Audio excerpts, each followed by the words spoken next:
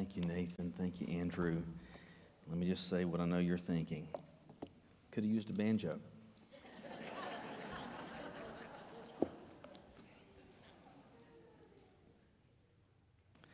This past Monday, I had to go to Danville, Virginia, to do a funeral service. My aunt, her father had died, and long story short, he was a regular member of a church that at that point didn't have a pastor, and so they had asked me to do the service, and so I went there. My sister and my mom came to Greensboro. They wanted to go as well, so they rode with me. Philip, they were out of school on Monday for President's Day, and so he wanted to go as well. Anyway, we go to Danville. I think it was like a 10 o'clock visitation, 11 o'clock service. We have the service. We go to the cemetery for the committal time. And at this point, after the service is over, you hang out with family just a little bit. And it's time to head back to Greensboro. But it's also lunchtime. And it was just going to be the four of us that were going to be stopping somewhere. And none of us had ever been to Danville before. And I had tried to pay attention on the way in to see if there was anything that kind of caught my attention, but I didn't really see anything. And at least the route that we took in, I didn't even see like a McDonald's or Burger King, any type of place that is like a chain that you would even recognize. And so I thought, I'm going to ask one of the locals here. I'm going to ask one of these funeral directors for a place that they'd recommend.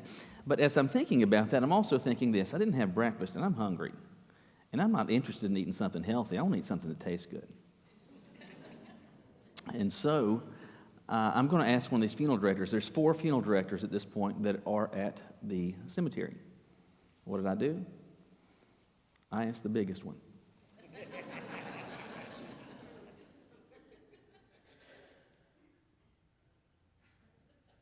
Why? You know. Because I wasn't interested in saying, oh, this so-and-so's got a great salad.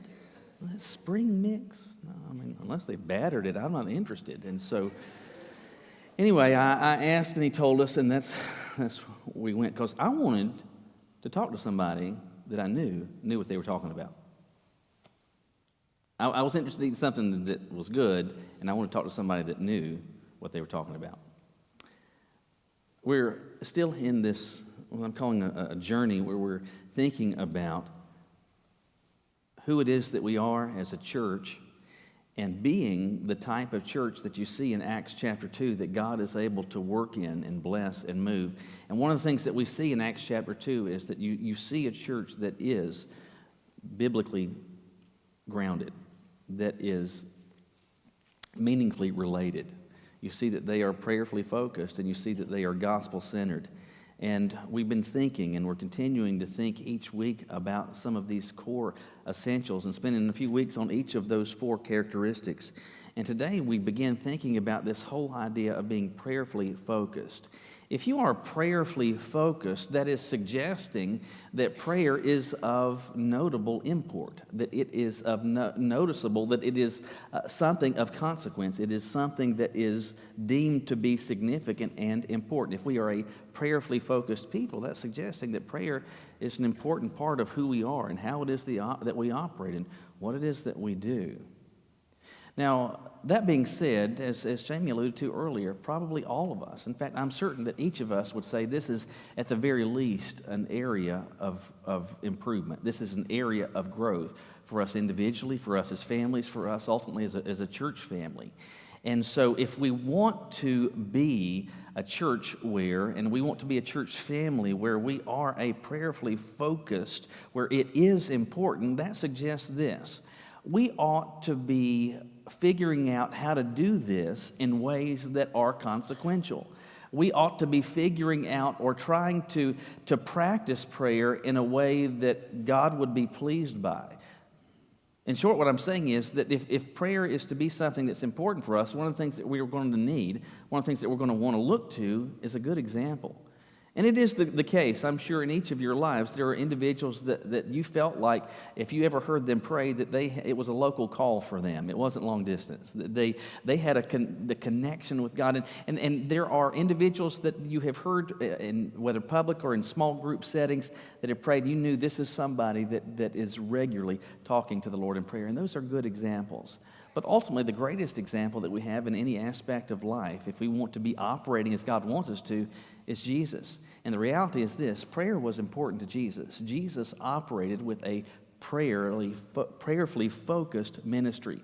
He operated with a prayerfully focused life. And if we want to be praying in ways that God can work and move and accomplish the things that we see in Acts chapter 2, if we want that, which suggests that we ought to talk to or pay attention to somebody that knows what they're talking about when it comes to prayer. I submit to you that Jesus knows what he's talking about when he prayed. So the question we want to think about today very simply is this: how is it if I am going to be praying like Jesus, if I'm going to be following his example, what will it look like when I'm praying like Jesus? Look with me in your Bibles today to Luke chapter 11. Luke chapter 11, we're going to start with verse 1 and read those first 4 verses. What is it going to look like when I'm praying like Jesus? We start with verse 1, where we are told of Jesus that he was, at this moment, he was praying in a certain place. And when he had finished, one of his disciples said to him, "Lord, teach us to pray, just as John also taught his disciples." And Jesus said to them, "Whenever you pray, say, 'Father, your name be honored as holy. Your kingdom come. Give us each day our daily bread, and forgive us our sins, for we also forgive everyone in debt to us. And do not bring us into temptation.'"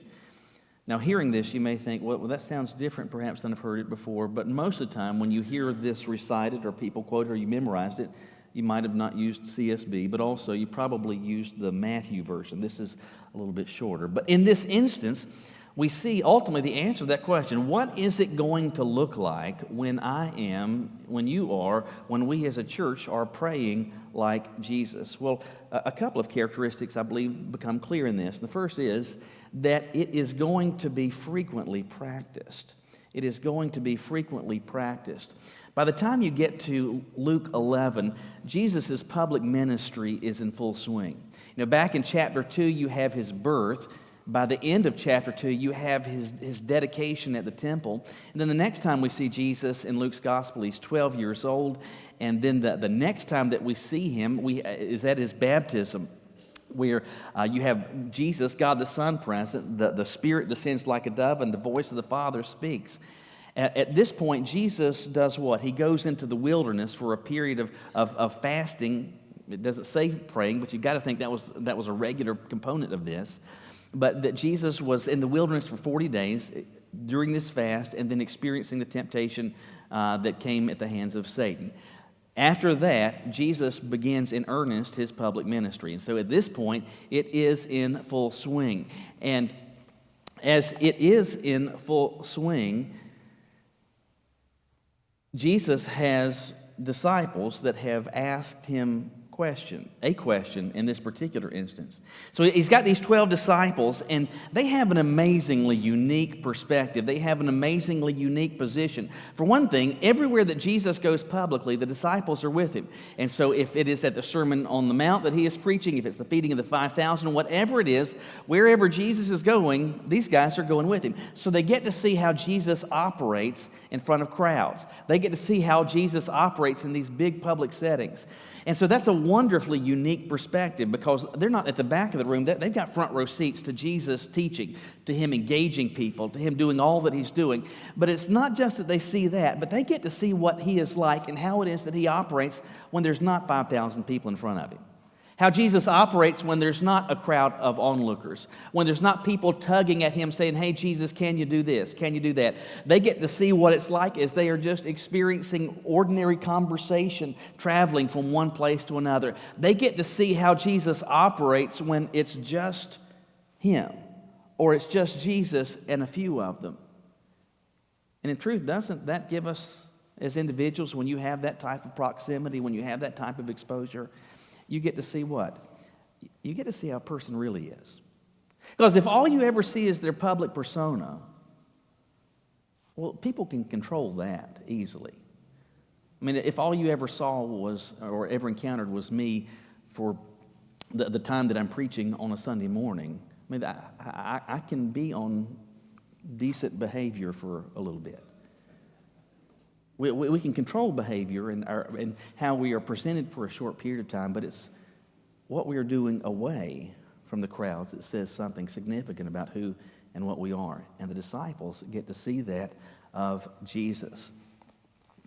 And so, as they do that, we get to verse 1 where we're told that Jesus is praying in a certain place. The context seems to suggest that the intention of Jesus as he is praying is not to be praying in front of everybody else or praying with everybody else. This seems to be Jesus kind of off by himself, just praying, whether it was out loud or silent. We have no idea, but two things are clear. They know that Jesus is praying, and they also know this: Jesus regularly does this. And with that going on, or with this having occurred, they say, This is something that Jesus regularly does. This is something that's a regular part of how he operates. That suggests something. He might be pretty good at this. So let's ask him something. And so their question is, Lord, teach us to pray. Why do they do that?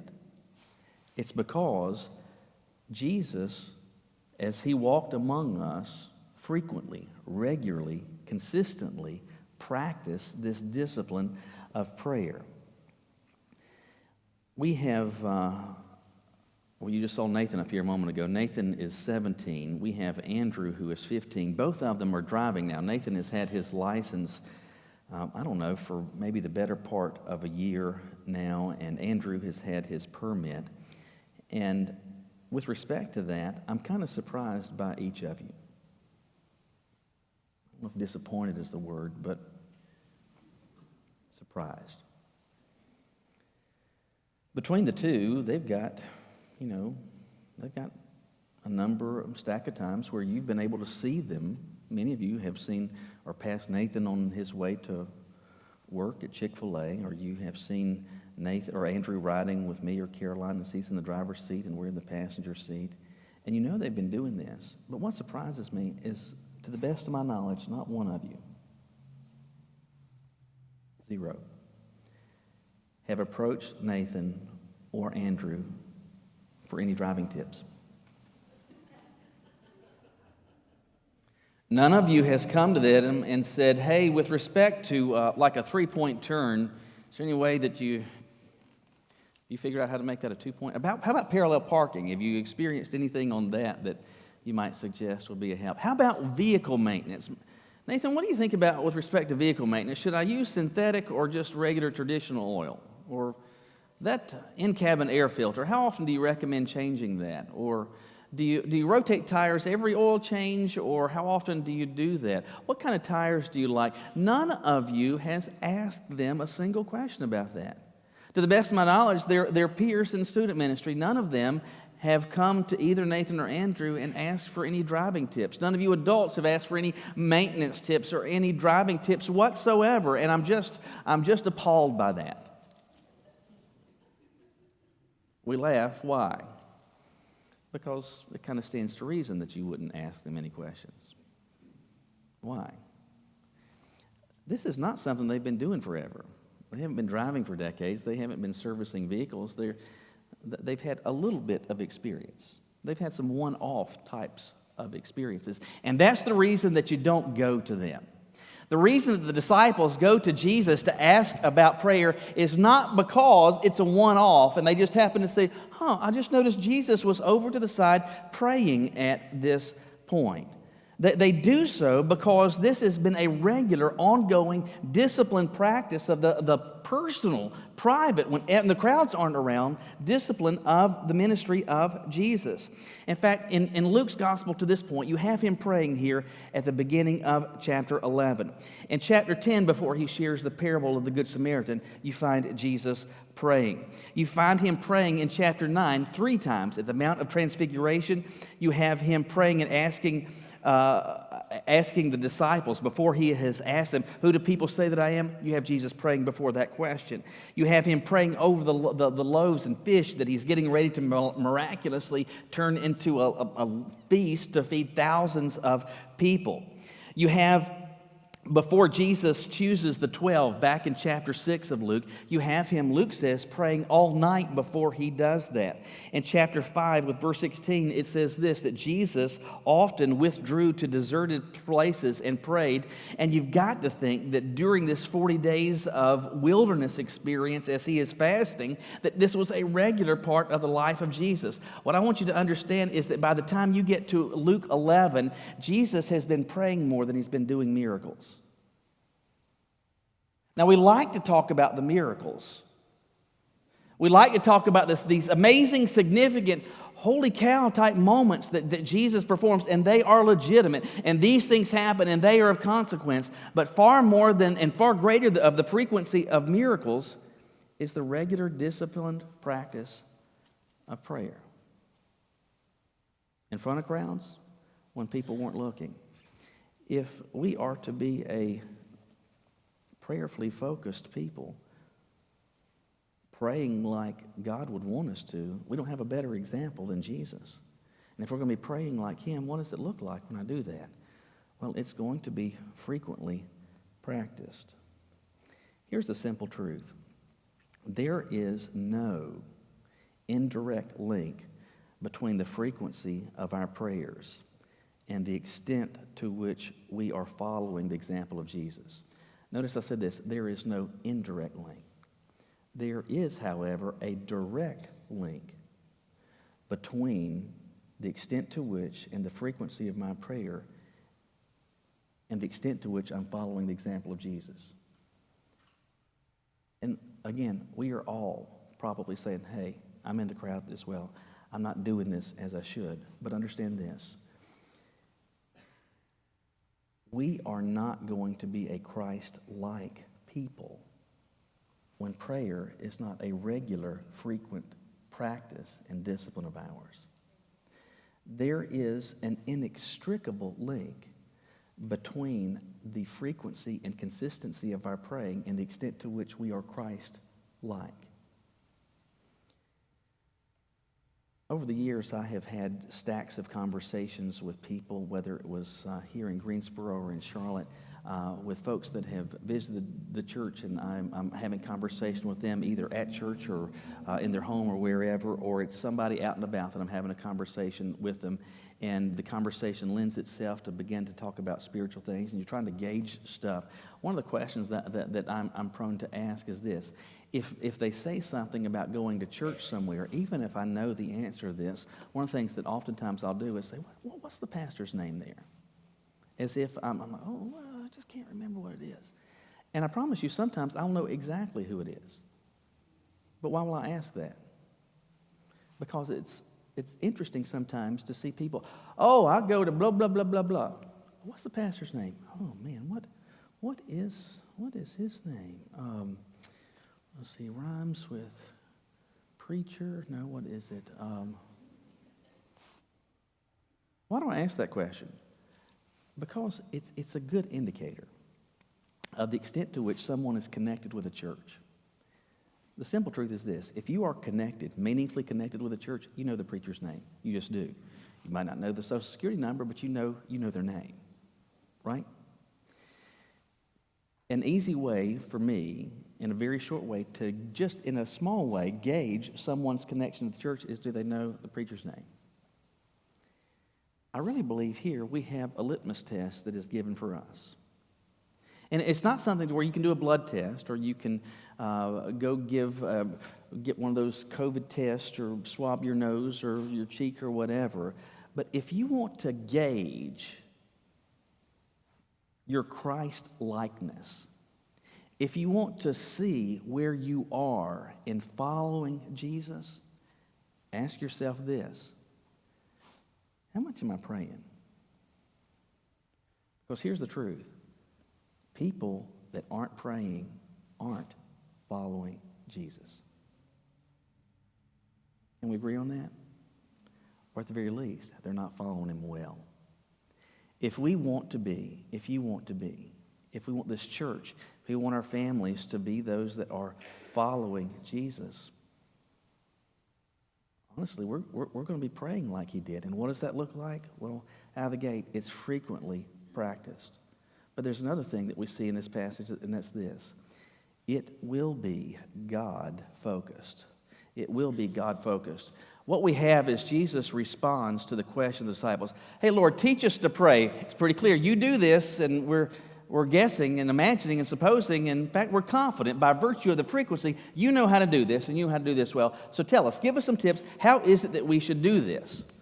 And so he responds with what so many times we refer to as the Lord's Prayer. It is not the Lord's Prayer. You want to see the Lord's Prayer? Go to John 17. This is the model prayer. This is an example that he's given to follow. I mean, there's no problem with reciting this, but this is given as a framework to guide and to shape the prayers of those that are seeking to follow the Lord.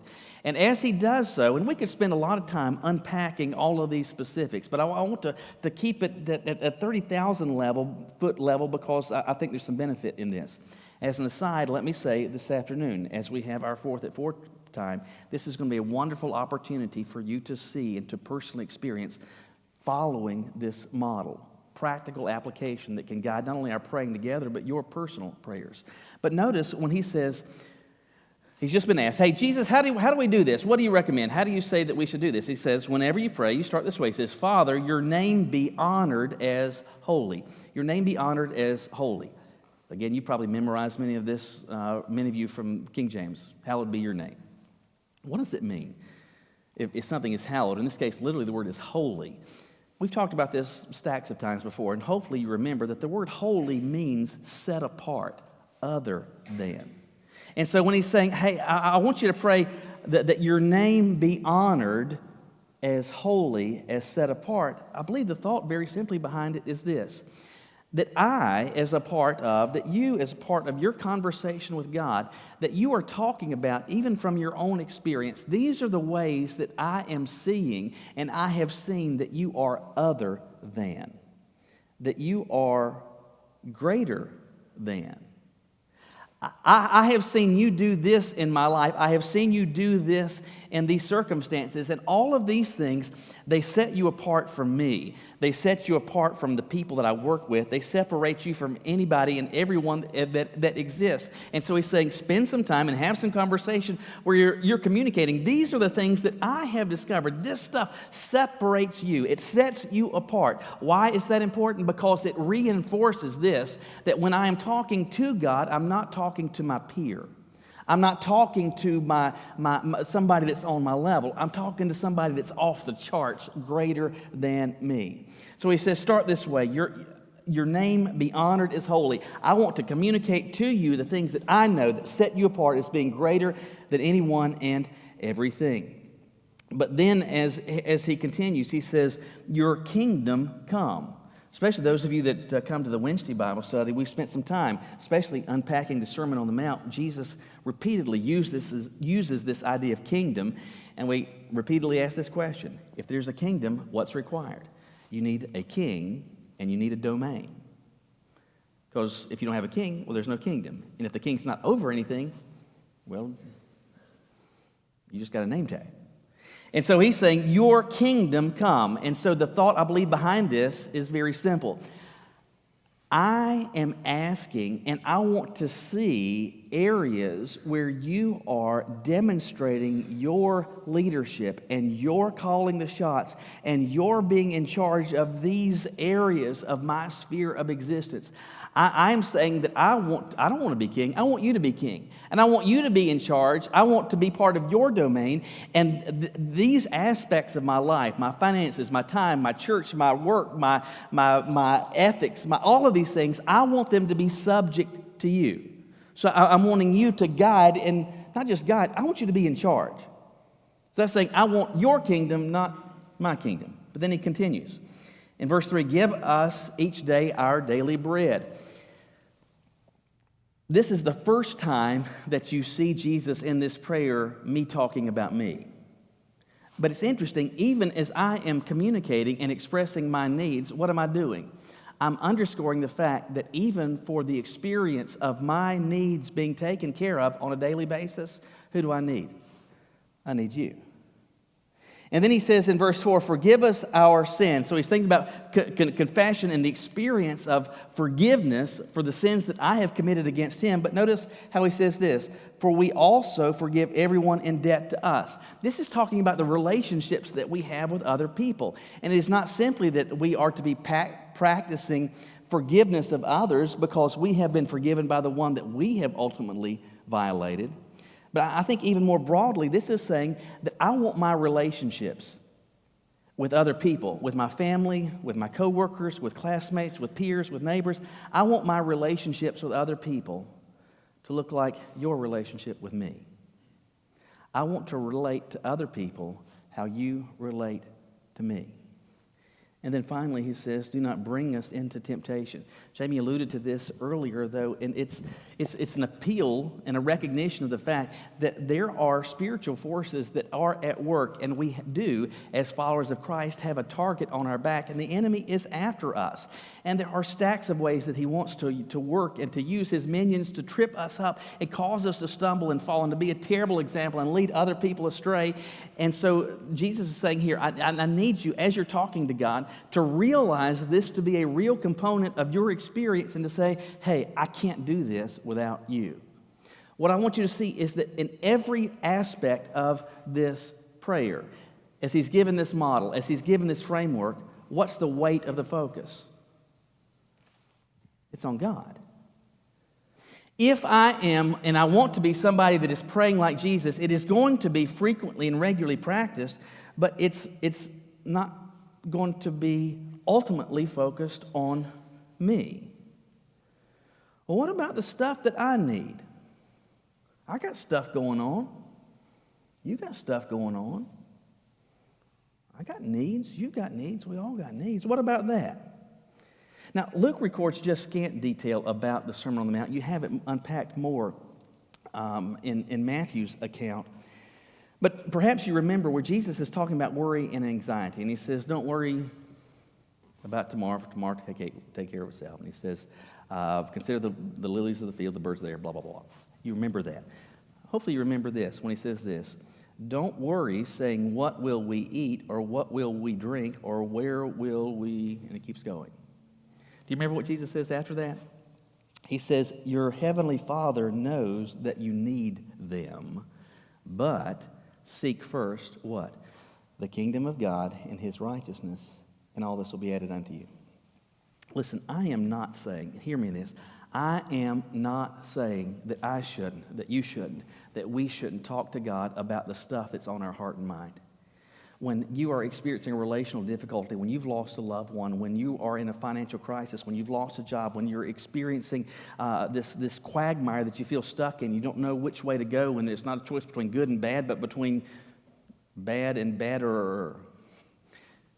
That I'm not suggesting whatsoever don't talk to God about that. In fact, we are encouraged, we're admonished to do this. Peter says, cast all your cares upon him. Why? Because he cares for you. We absolutely need to be doing this. But hear me when I say this. It is not that there needs to be balance. What I'm saying is there must be, if we are praying like Jesus, there must be imbalance in our prayers, such that the weight of the focus isn't on me, but the weight of the focus is on him. Well, wait a minute. What about the stuff that I need? My hip hurts. My pocketbook is empty. I need a job. My eye is screwed up. My relationship is in trouble. I need to talk. I am saying talk to God about that, but understand this. When Jesus said in the Sermon on the Mount, talking about the needs that we have, what did he say? He says, your Father does what? He knows that you have need of these things. Hear me in this. Every time you share a need with God, you've never surprised him. Never. Every need, physical, emotional, relational, whatever it is that you've shared with God, you've never caught him off guard and had God look at your circumstance and say, hadn't noticed that. So am I saying don't talk about it to him? No. Do talk about it to him because it underscores this. I really need you. But so many times, what is it we tend to do? Our prayer life, to the extent that we do it, it's all about me, talking about me, and the stuff that I want for me, and the things I want God to do for me. And how much of that does he already know? All of it. Isn't this kind of dumb? In fact, it's worse than dumb. It's kind of stupid, isn't it? Because at the end of the day, if and when we are praying, what is it that we want, ultimately? I mean, you don't have to get super spiritual to say this, to get to the point where you say that what ultimately I'm wanting in prayer is that the one who knows everything and can do everything, I want him in my circumstance, whatever it is, I want him to do what is best. Now, this is what I think. This is what, from my perspective, I believe. This is how I'm preferring. But ultimately, what I'm wanting as I talk to the God of the universe is I want him to do in my circumstances, in my relationship, in my mind, in my body. I want him to do what he knows is best. So, let me ask you this. Is the best way for me to underscore in my mind that I want him to do what is best? Is the best way for me to accomplish that to keep talking about me? I want to see you work. Is the best way for me to see that is to keep talking about what I want. On and on, over and over again. Tell him the stuff that we already know, that he already knows. Listen, I know about me. He knows about me. But you know what I need some help with? Thinking about him. You know what you need some help with? Thinking about him. If we are going to be, as people, as a church, where praying is not just something that we do, but as followers of Jesus, it is who we are, then our prayer life is going to be modeled after Jesus. And he said, this is how you do it. So it's frequently practiced, but the weight of the focus isn't on me, it's on him. When I was in 8th grade, I had an English class led by a teacher. Her name was Mrs. Gatlin. And I didn't really like Miss Gatlin. I thought she was kind of snooty, candidly. That was a freak. Anyway, but I am indebted to her, truly. I can't say that I learned much grammar or there's not much about literature or anything in particular that I remember from her class, but there's one lesson that has really stuck with me to this very day because of her. There was some sort of project that we had to do where we had to make a presentation. Likely it was, we had to read some book or whatever, and then each of us had to make a several-minute presentation in front of the class where you're talking about whatever it was. And at that point, I was really, really petrified about talking in front of people. So I'm in 8th grade, it's my turn. Inside my heart is pounding like crazy, and I get up there and I talk for 2 to 3 minutes about whatever it is that I'm supposed to talk about. And I finish and I go sit down. And Mrs. Gatlin did with me what she did with everybody else, and that was to offer comment, not just about what we had said, but the manner in which we did it. And so she said this, are you aware of the fact that you said 42 times? And I said, no. But she was sitting there, tabulating. That was the first time I'd ever heard this phrase, a word filler. And we're all prone to do this. We very easily can have things that when we're trying to find that next word, we'll put a filler in there. And for many, it's I don't know how many times since I've started this message that I have said the word but I do know this. It's a lot less than it used to be. Do you know why? I had someone help make me conscious of it. I started to think about that, and then I realized, oh yeah, I do that. And I want that to change. My encouragement for you is this, and listen, I am preaching to the choir when I'm in the choir. We're in this boat together. And I promise you, what I'm doing is the easiest thing in the world. And that's to say, hey, this is how it's to be done. The most difficult thing is for us to actually meaningfully, regularly practice this. My encouragement for you is to think about for those of you that have been praying with any frequency lately, the weight of the time, the weight of that conversation that you had with God, what was the weight of it? What was the balance of it? Me? Him. If we're honest, probably too many of us would say, the weight was here. If I want to start praying like Jesus, I need to shift the weight of that. You know why? Because I'm not telling him anything he doesn't know. But you know what? I need some help with stuff that I may know that I need to be reminded of, which is that he's greater than anyone and everything. That there are spiritual forces at work that I can't manage this on my own. I need his help. That even with the most basic of needs, I need his provision in my life. That I need to have relationships, and I want to have relationships that look like his relationships, whether it's marital, with kids, with whatever. I want that to be modeled after his example. Some of you would say, praying lately, yeah, the weight's been on me. So maybe God is using this to be like Ms. Gatlin, showing you the number score. But for others, maybe you would say, you know, I don't really have an example to count. Because the simple truth is, we are people that say that prayer is important. But maybe it is that when push comes to shove, maybe we don't believe it. Because if we did, I think we'd do it. And not just in any old way, but we'd be praying like Jesus. Will you bow your heads with me?